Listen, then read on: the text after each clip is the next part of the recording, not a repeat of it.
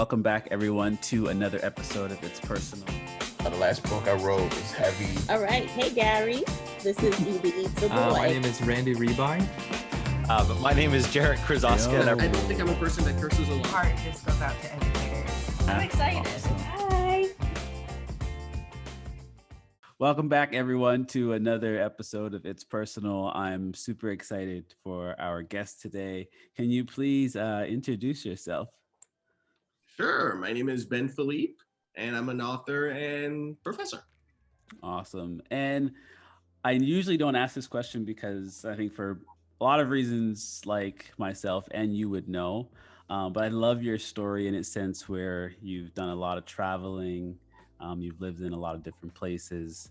Can we start with just like your connection to Canada in itself? And I think for me being a Canadian, I don't tend to have a lot of Canadians actually on the show. Can you just share with us just a little bit about your connection to Canada? Sure. Well, I'm a Canadian citizen. I was born in Haiti, and then my parents moved to Montreal, Canada. Actually, 2 hours away from Montreal in Quebec, to the city of Sherbrooke, when I was around 6, 7 years old. And I lived there all the way through middle school and high school. And after secondaire, I moved to the States for college, and I've been here mostly full-time ever since. Wow. Can we go back to maybe middle school or even high school?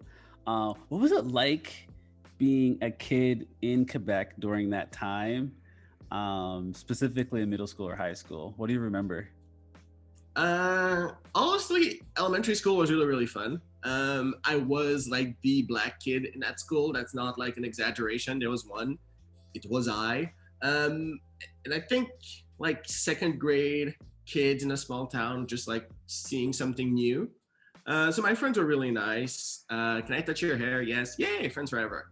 I think it's middle school that like people start to turn into teenagers or be like aware of a greater world. So that's when like racism and all that unfun stuff starts to come in. But it's also high school is when people are at their meanest or most vicious, just because like you have the full societal permission to think as an adult, but you don't have any sense of consequences yet, in my opinion. So you're just like pushing boundaries and just like being a little more extra in all facets of your life. And that's not to say that I was the nice kid bullied by everyone. But kids were just meaner, and I was meaner. And I think that was like the high school experience. And that's mostly it. Nothing really traumatic ever happened. My parents divorced by then, so we moved closer to Montreal. So it was just me and my mom. So financially, it was a little more difficult for me. But yeah, high school was high school. It's weird. I think part of like popular culture always defines like high school as like the most formative time in people's lives. Like all the TV shows are set around high school, and even when you have the films, like when you have flashbacks, it's to their high school days. For me, high school was kind of like a blip on a radar. Like it happened, and all the big changes in my life took place, I would say, around college.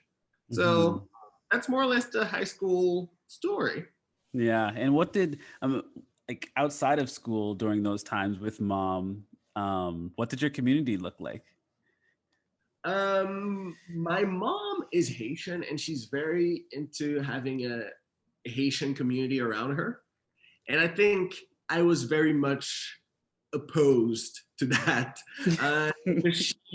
She wanted, I think, like now that I'm an adult, I can see what she was trying to do a little bit more, but she wanted like to give, this kid, like dad's out of the picture. So I want to give my only child like a sense of community. So I want us to go to church every Sunday, and my friends have children his age.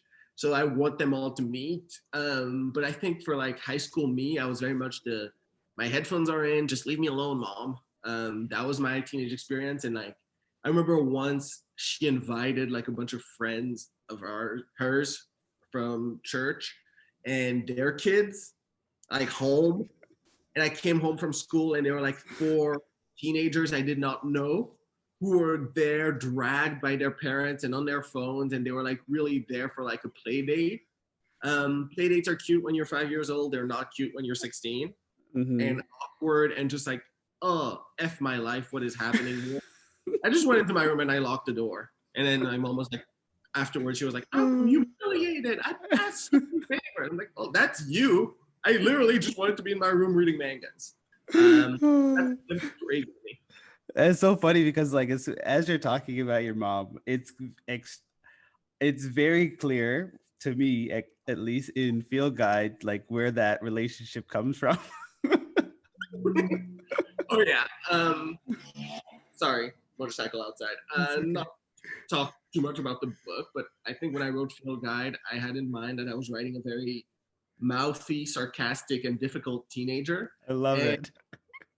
In my mind, it was a fully fictional creation. But then everyone who knew me, who read the book, was like, "Oh no, this is you. This is like 300 pages in your head. Absolutely not." But yeah, that's.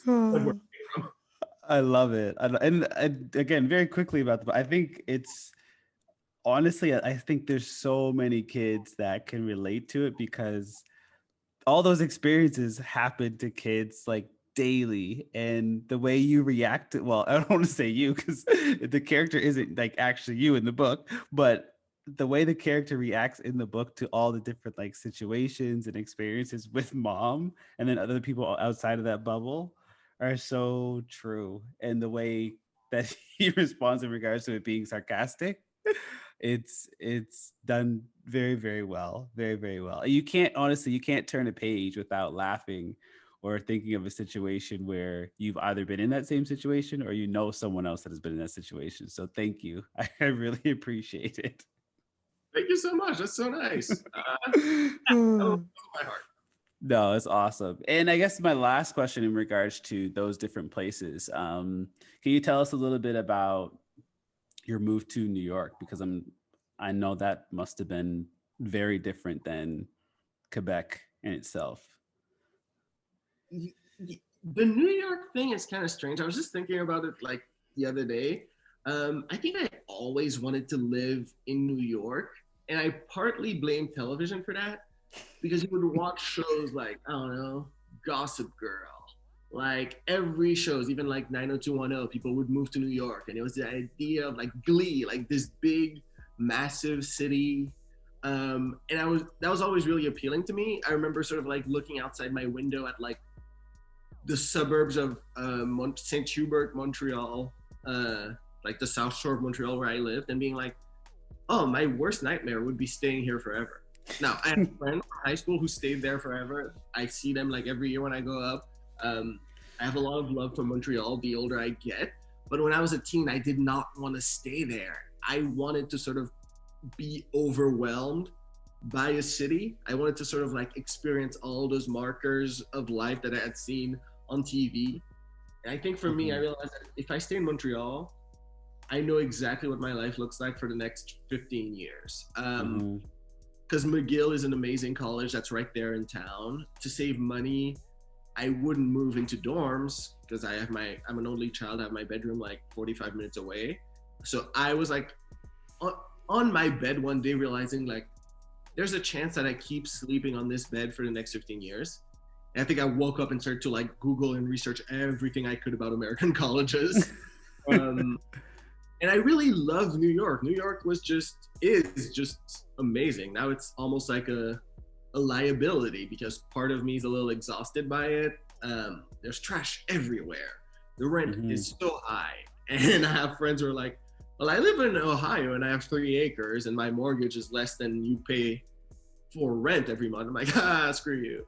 I kind of want to like, especially doing what I do, like writing for television and trying to sort of write movies. That stuff is all based in LA, but I can't help it. I really like New York City. I like riding the subway. I like being mugged at one time. I just like living here. Would you ever move to LA? Because I know I find often when I hear people talk about the two of them, they do like to separate, especially if you're from New York or you've lived in New York. They do like to separate the two. Can you see yourself moving to LA at any point? Yes, I mean, yes, I do, and I fully see myself becoming that obnoxious person who's like, I used to live in New York. Everything was better in New York than here. I already know that's gonna be my journey if I ever move out to LA full time. I try to do the thing where I'm there for like maybe last year, a couple of weeks or a month, for meetings and stuff like that. But eventually, I'll have to be there like for a longer period, as most like TV writers' rooms staff there. On that, in that sense, like everything happening through Zoom opened a few career doors for me that were previously closed because I would not move to LA. But yeah, I think eventually I'm going to have to make the leap, and I'm really going to be that person that misses New York and talks about it all the time. It's okay, and I think that's okay. Can you share with us a little bit about, I guess, the screenwriting? Because I know for me, I didn't know until I did the research in itself, like just because had read your books, knew you were Canadian, you were pretty dope, and then I was like, oh shoot, you like also writes like screenplays or like movies or TV. Like, can you tell us a little bit more about that? Sure. I mean, partly the reason why you probably couldn't find much is that I haven't had much success. I got my MFA in Texas at the Mishner Center, which lets you sort of pick two focuses, and mine were fiction and screenplays, like screenwriting. And I was raised by TV. I learned to speak English watching TV because I was an only child with a TV in my room. It's always been like the other half of my passion for writing, I guess. I don't think you have to choose. People always say, oh, do I have to choose to write books or to write movies? And my answer is like, whichever one pays the rent. Like that's the one you lean in on. I got my MFA. I wrote a few screenplays that got like some tractions and like got some representation by winning contests. Nothing ever really happened much until, funny enough, the book stuff started to happen. And when you meet people, they're like, oh, what else are you working on? And you say, I write screenplays and pilots. I was like, oh, I would like to read one of those. So then I got like bigger, better representation, and I got staffed into my first room, which wrapped up this summer for a show that's going to be on Hulu next year, the Steve Martin Martin short show, Only Murders in the Building. And it's also right now trying to pitch the adaptation of Field Guide. And yeah, it's chugging along. Just basically. That's amazing. That's amazing, and I'm so happy to hear that Field Guide is like even something you're considering pumping into the world for a screen, because I can totally see that being on TV for people to watch. It would be so good. It would be so good. What does that look like? What does that look like for you? Because obviously when you read a book and then you see it on screen, it's often quite different because you can't tell every single detail. What is that process like? The process of writing it, because keep in mind, I thank you for the very kind words, but I still haven't convinced a single person like spend any money on it. So it's like they're like, I don't really see it as a show yet, but we'll enjoy the book. We Googled, so that's like the level of my pitch meetings these days. I don't know. I think in my mind, I see the setting a lot more. One thing I tried to write about in the book was like how oppressive the heat of Austin, Texas was to me. Canadian there for the first time, that was really like sweating bone marrow. I don't know. I just like picture Richard Linklater is one of my favorite directors, and he's like fully obsessed with Austin, Texas. And Austin, Texas is a city that, as much as I don't want to live there permanently, oh God, looks like nothing else on earth. And I always like, oh, it would be so cool if like there was a show that showcased what teenagers look like in this part of the country. Because I think there's like being a teacher, sort of like visiting schools, talking to young people. There's a version of teenagers that like we all know, but that was like fully built by the media, by movies and TV shows, like the 16 Candle, Breakfast Club, that sort of, oh, high school is just a bunch of archetypes. That's a version of teenagers we all know, but in my experience, that's not necessarily like the most truthful one. Like, and I would love to see a show that speaks to, that kind of looks like the teenagers I've met and I've tried to write about. And I'm, as much as I love the show, I don't think that's Euphoria either. There, I said it. Like, no one is just. I wish my high school life was like a fraction as interesting as Euphoria. On my eyes for absolutely no reason. Yeah, I don't know. I have brief glimpses of it, but it's one of those things that like you can't let yourself dream too much, because making TV, making movies, that costs money. And until you convince someone to like share your vision, you're basically just fan fictioning yourself. Mm-hmm. And then I think dreaming is, I agree with you. Dreaming is something you definitely, I think you have to do. But yes, catching yourself often at times is definitely something you have to also think about, because the world's going to keep moving regardless of how much you dream. So keeping a focus on something, I think, is really important as well. And you have tons of things to be focused on. So in that category, you are doing just fine. That's for sure. Thank you. Also, I realize we're not young anymore, which I think is probably a very trite and obvious realization that I did not get until like October of this year. Because when I started to teach, I was teaching at the college level, and I was like 25.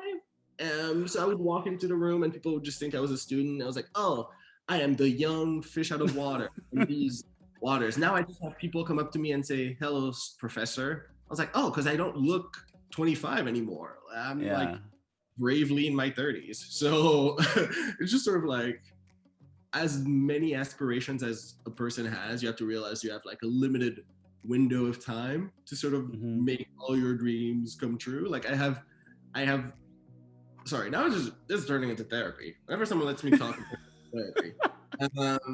You have your friends in high school, like your first friends from high school who have kids. And you're like, oh boy, they're having kids really young, like 24, that's young to have a kid. Now I'm 32. So when I go home and my friends are like on their second or third kid, they're normal. Like if I have kids now, I'm the one who's like, oh, you kind of waited a little late. So that's what's in my head these days. I'm not there. It's so true. It's so true though. It's so true, because I'm 32 also. And if I think about friends back home, they're like literally every summer when I go home, like they're having a new kid, or like they're doing all these things that I think if I was home I would definitely be doing the exact same thing. Like my wife and I are both in Manila right now, so we are teaching abroad. We've been teaching abroad for 9 years, and we are living a very different lifestyle because we've been away, right? So if I go home and I talk to almost all of my close friends, they either have a house, they have the kids, et cetera, which is fine, which is like totally fine. But I know that if I was home, I would be doing the exact same thing for sure, because this is just how it works, right? Things just line up, right? It flares up all the old insecurities I don't think I have. I'm very happy with my life. I think I'm doing what I want to be doing. Whenever I go home, I feel like, well, I live in New York. New York's pretty cool too, guys. So you feel like you're the best who's not getting your life together, because you don't have 3 babies and a 4th on the way and like a summer house, which is the case of my lawyer friends who I went to high school with. Oh, that's insane. That's insane. Can you tell us, I guess, more about your relationship with your mom, and what is that like now that you're older? Oh God, she's gonna love this. Well, no, actually, it's in English, so she probably won't understand most of it. She'll like nod along to 50% and try to pick up when she hears her name. Belzy. Yeah, you just heard it, Mom. What's my relationship with my mom like?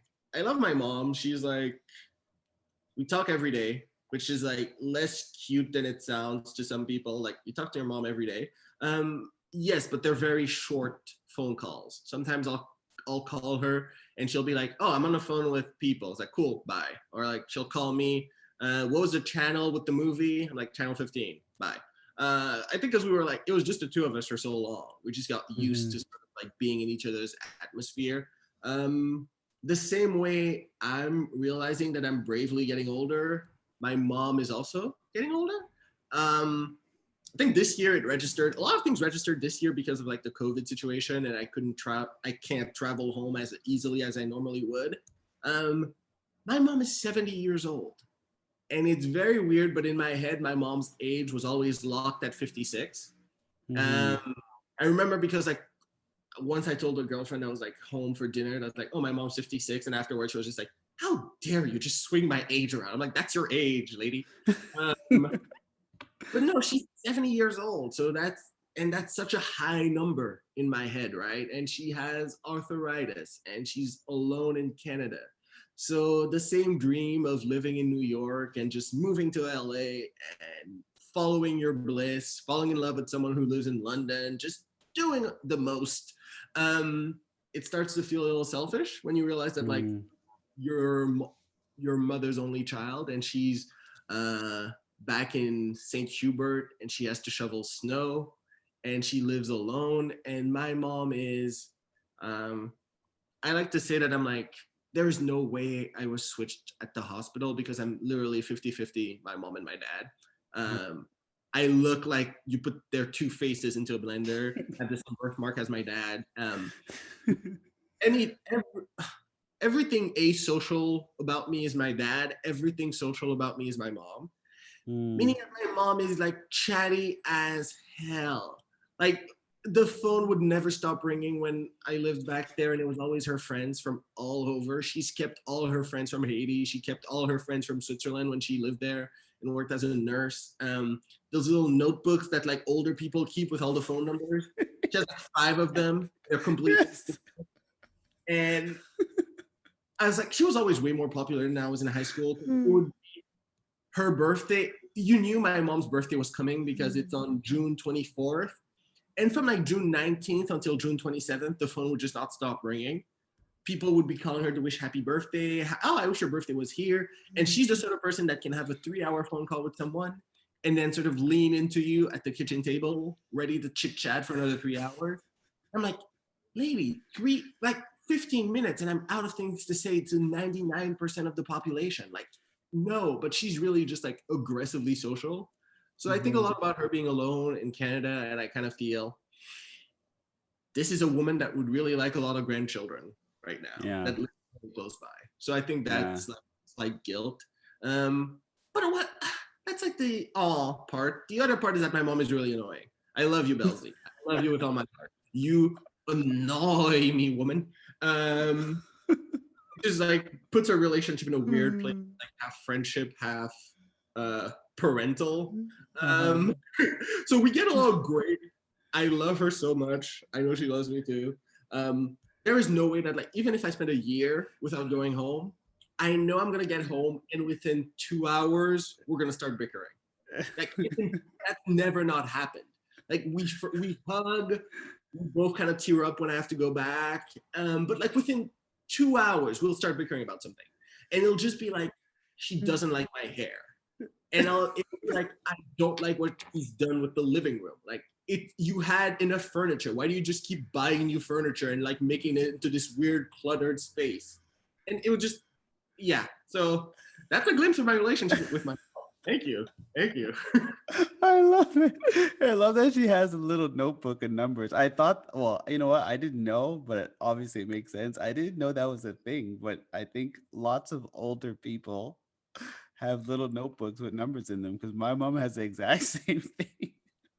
I think they understand that your phone stores everything, but my mom is that slightly older generation that like she doesn't fully get technology. It took her a while to realize how the screen of the phone works. And that's another thing I remember us bickering about. I'm like, why do you swipe your finger so hard on the phone? Because she's just like, it's not like intuitive to her. So she likes to have her analog stuff. At home, we have like the big TV with the big back because she doesn't get smart TVs that the Wi-Fi has to be on and all that stuff. So we actually ended up paying more for an old school TV that works. Yeah, that's probably love you. That's hilarious. And then, Meg, can you share maybe a little bit about Dad and what's your connection with him now? Sure, I can share anything. This isn't like, I guess it's a superpower if you're a writer, but I have no filter. relationship with dad is not great. I delve into this a lot in like the nonfiction book that's coming out in the spring. That's like a memoir because I'm that obnoxious 29-year-old that decided I'm going to write a memoir, everybody. I think we never really liked each other, which is like a very loaded and very dark thing to say, but I think we never really gelled. Like, you know, there's that stereotype, like that trope of the father picking up the baby and the baby squeezes their finger and the father's heart melts.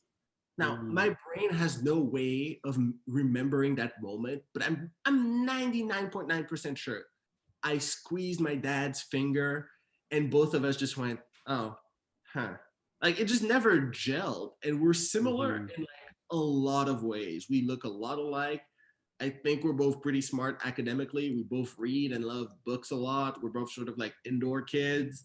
We're both kind of really greedy and aspirational, which I'm grateful I got from him, because my mom is someone who's like very satisfied with her life and having people close by. And I'm always the one like, no, I'm moving to New York. I want a penthouse one day.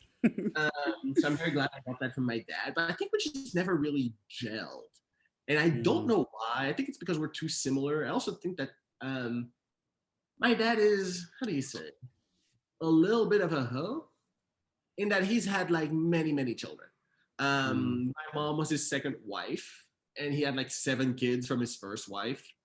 He had me with my mom, and then his third wife, he had like 3 kids with her. And there are a few literal bastards scattered to the winds. So I don't think he sort of ever latched on to kids as like a deep emotional connection. And I think at some point I just imagine like around the dinner table, it would be him rolling his eyes and me and my mom just like chatting and sort of having inside jokes and gossiping about people. So at some point, I think it was just like, I don't really have to be here. And mom was really sad because, you know, she was going through a divorce. But I think my dad and I sort of just clocked each other. And I was like, yeah, you don't really have to be here. I'll take care of her. We'll be good. Like, you can go find wife number 3. And that's sort of what ended up happening. So again, it all sounds really dark.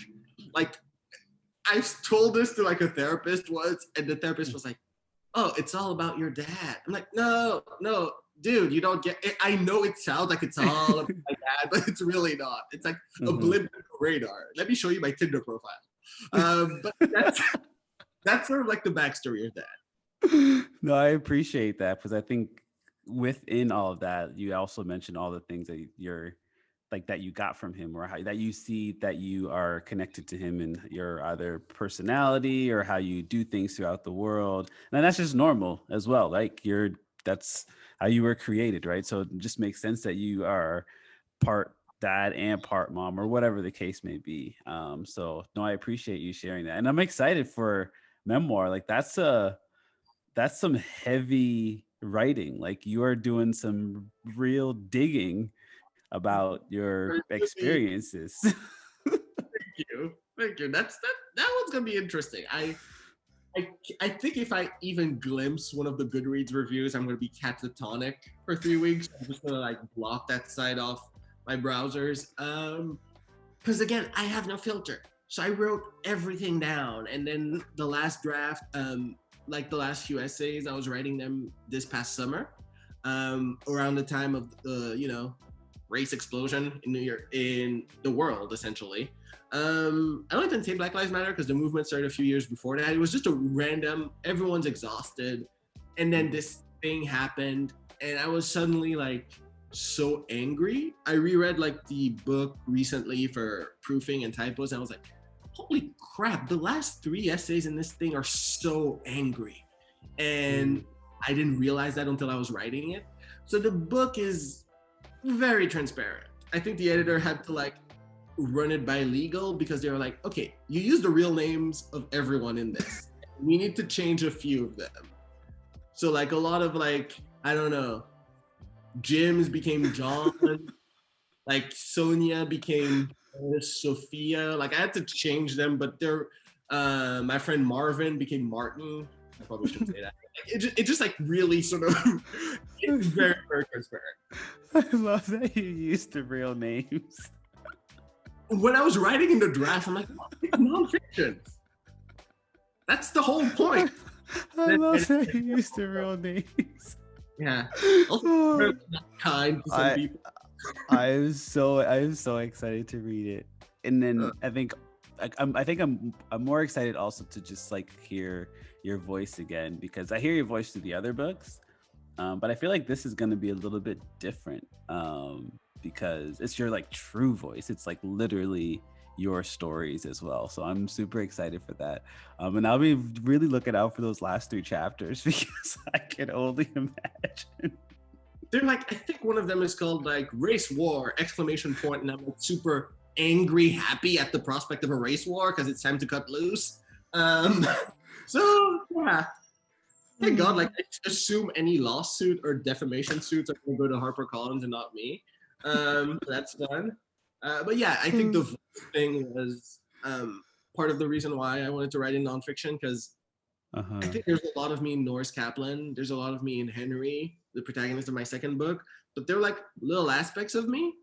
I just wanted like, oh, what would the third like stunted man child in that role look like if it was just me? So we'll see. I'm excited. Ben, what are some of your hobbies outside of the writing and the creating that you do? And I guess creating is a broad sense because creating is almost everything. But what other hobbies do you have? I watch a lot of TV and movies, but that feels like that's part of the creating. Comic books. I was very, very cool in high school, like I've hinted at. So I was really into mangas, which transitioned into like actual Marvel DC comic books. Baking. Baking is like weirdly therapeutic for me. It just started this summer. You know how at the beginning of the summer, everybody was baking bread? And that was the thing. And I was rolling my eyes at all the sourdough kits all over Brooklyn. And then I just started to like bake compulsively. It went from like cupcakes to cookies to like full 3-layered velvet cakes with icing. Are you serious? Yeah. I put photos of them on my like Instagram because I have to go back and look. I'm not gonna eat all of this. I mean, I ate all of it for like a few of them, and then I weighed myself, and I was like, yikes. So I donate them to like a kitchen nearby. Yeah, baking was just like this compulsive thing that I just did for a while. So I guess it's a hobby, but it's a hobby I want to shake out of. Like, my biggest dream is to, when I get that vaccine shot directly into my eyeballs, to become a runner. I want to be the person that like gets all this frantic energy out by like going to the gym and getting a pump. Whereas like even before the world shut down, I would go to the gym like fully dressed in gym wear. I would be on a treadmill for like 30 minutes, assemble like 3 playlists, and then go home without having broken a sweat.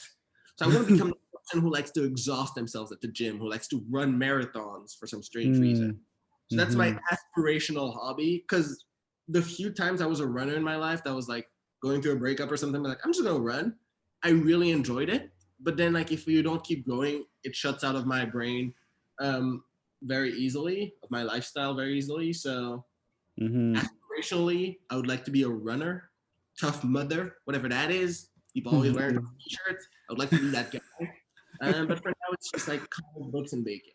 I love that. And I think with all of those things, you're also, I think you're doing so much. So where do you find time to bake? Where do you find time to even work? I know working out or being active is important, but like, where do you find time when you are nonstop going all the time? Well, thank you. That makes me sound so productive. So I'm going to lean into that. I think the baking, a lot of it happens from like 11 p.m. to like 2 a.m. That's like the perfect baking. Yeah. Where do I find the time? I don't know. I'm not as productive as I would want to be. Like, I have a friend who's a novelist, and his whole thing is like, he shuts out the Wi-Fi and writes for 5 hours a day. And I really admire that. For me, if I write for 5 hours a day, 2.5 hours of that are spent on Twitter I'm like, no, Twitter's kind of like writing. It's really not. So I'm very good at procrastinating. I like to go to sleep with my inbox at 0. So like answering email is not doing something. And I've tricked myself into thinking it's doing something. Teaching can be both fun and exhausting. I don't know which, it changes on the day. But thank you for saying I'm busy. I don't know what point I was trying to make. I'm busy, but I'm also like, I feel like I'm also profoundly lazy. It's very strange. Definitely not lazy. Definitely not lazy. From the outside, I'm not lazy, but from the inside, I am definitely lazy. It shouldn't take 3 days to answer one email, but I will write it in drafts. And it's a 3-line email. And it would just take me so long to just enter the email. I'm like, oh, yeah. But it also depends on who's sending the email to you, I'm assuming. Because I know I hate emails as well. And I'm very selective with what emails I open and how fast I send them to those individuals. So Yeah, and the thing is, I've been on the other side. I've sent email to people. I'm like, it's been 3 days. Why haven't you answered me? How dare you? But it's just like this draining thing. And like the thing they don't tell you about being a YA author is that people actually reach out to you, which is very strange. I can't begin to imagine the riffraff that will reach out to me after reading that like way too transparent memoir. But like for young adult stuff, it's like young Black kids who are like, oh, thank you for writing this book. I saw myself in Norris. Here's a few questions about my life, about writing, and I'm getting bullied at school. What should I do about that? Hey, by the way, I wrote 3 chapters of this really bad fantasy adventure. Could you take a look at it? And like, I know the answer is no. I know I should have a standard like, sorry, I can't, I'm really busy right now. But sometimes I really want to answer it. That's not a prompt for people to send me emails. But sometimes I'm just like, I try to imagine what I would feel like if the creator of Dragon Ball Z answered my email when I was like that age. And I'm like, I just wrote a 2,000-word email to a kid who reached out with like very bad fantasy tropes with a lot of typos that weren't even proofread. And I was just like, wow, that was an hour of my life I wasted for absolutely no reason. Yeah, I don't have my, I don't know what prompted this discussion, but you dive right in, man. I don't have my crap together, but I'm very interested in building an outside persona that looks like I have my crap together. So thank you for thinking I have my crap together. That's the thesis. I shouldn't say I can't believe, but like how many emails would you say you would get from people or kids that have read your stuff? I don't want to like blow it up too much. I'm pretty sure Angie Thomas, like, it's just a column that comes in every day. I don't know, maybe like 1 or 2. It might amount to like 3 or 4 a month. Like very sort of like heartfelt. So I always feel like I have to like, you know, reach out a little bit. And I also get like former students who are like, so I moved to LA to be a screenwriter and it's not really working. Any advice? I'm like, no, sorry. I feel like I have to answer those too because my advice to them like a few years ago was move to LA. So yeah, I don't know. I like to chat, as you can probably tell, and emailing its own version of chatting. Ben, where can people find you online? Oh, you can find me at Go Home Ben, all one word, on Twitter, or Ben Philippe on Instagram. And those are the 2 portals where I waste a lot of time. And you have a website as well, right? Oh, right. benphilippe.com. Awesome. And can you very quickly just share a very small book talk on what's coming out very, very soon for us? What do you mean?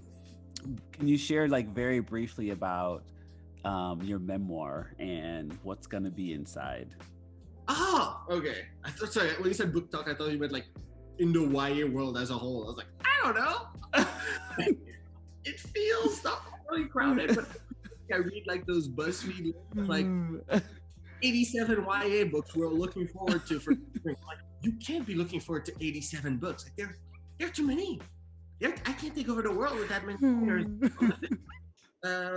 No, what's next for me is Sure I'll Be Your Black Friend, which is a collection of memoir essays from Harper Perennial. The full title is Sure I'll Be Your Black Friend, Notes from the Other Side of the Fist Bump.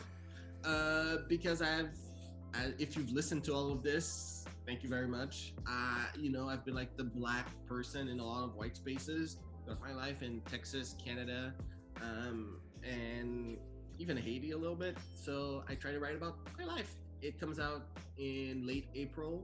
Please check it out. Please be very kind in your reviews. Even if you hate it, just don't tag me in the review. Like the publisher sent me like the first advanced review, and the first line I just tapped out of because it was a good review. They enjoyed the book, but the first line was like, I tremendously enjoyed this book, but I don't know if I would be friends with Ben Philippe. I'm like, well, screw you. Screw all of you who are gonna start your reviews that way. That's just mean. What? So, you haven't read it yet. Those last essays are very angry.